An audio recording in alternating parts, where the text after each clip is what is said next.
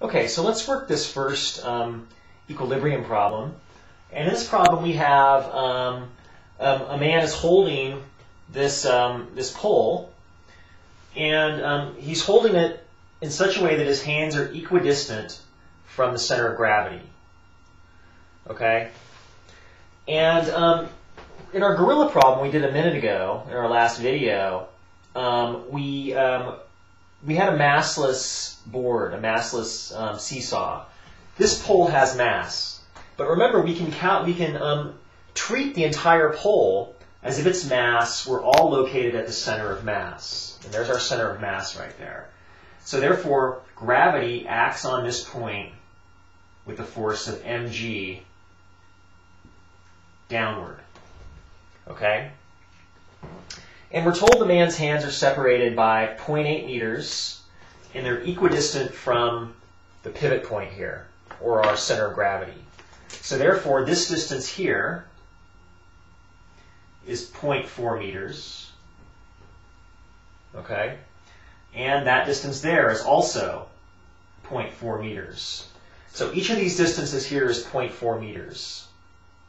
Okay? Okay. Now, we need to figure out how much force the man is applying with both of his hands to keep this pole steady and kind of even in equilibrium. Okay? So what we need to do then is apply our equilibrium conditions. But I think it's going to be useful if we right away calculate what mg is for the pole. Okay? That'll kind of simplify things a little bit. The pole has a mass of 5 kilograms, we're told. G is 9.8. You multiply 5 times 9.8, you get 49 newtons. Okay?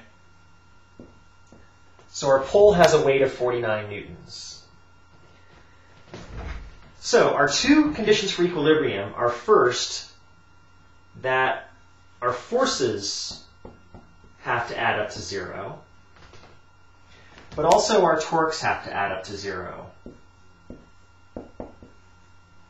And remember, torque is the distance from the pivot point times the force. Okay?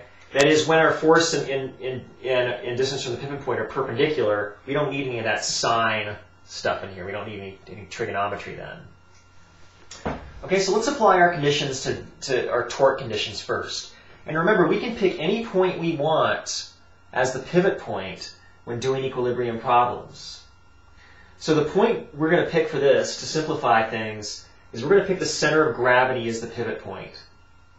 Okay? That simplifies things because, well, our weight, mg, acts on the pivot point. Therefore, this force doesn't apply a torque. If that's our pivot point, the distance from the pivot point of that force is 0. So our torque, R times F, is 0. So we don't even need to consider this guy for the torque part at all. We just need to consider the torques from the right force and the left force. Okay, so again, we're using that as our pivot point right there.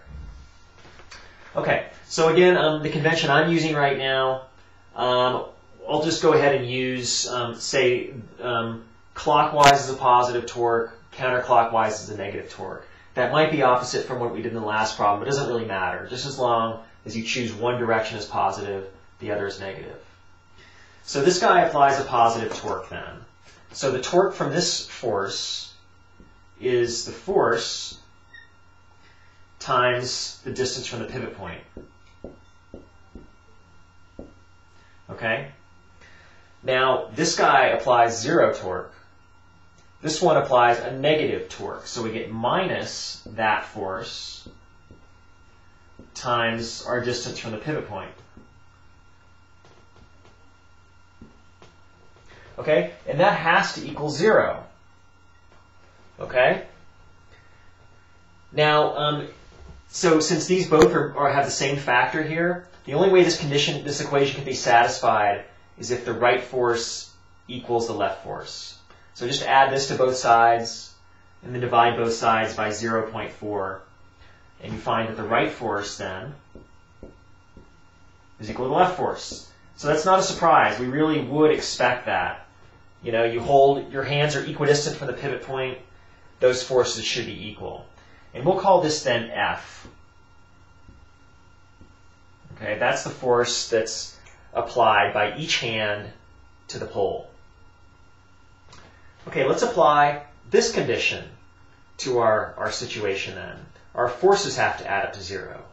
And our convention is going to be upward is a positive force, downward is a negative force. So our two upward forces, we have the right force plus the left force. Those are our two upward forces. And then we have a downward force of 49 newtons, mg. So minus 49 newtons, and that equals 0. Okay? So these are equal, remember? We just found that those two forces are equal, and they're equal to F. So we have 2 times F for those guys. And then we add 49 to both sides. That equals 49 newtons. So therefore, F, which is our right force and our left force, is equal to 49 divided by 2, which is 24.5 newtons. Okay?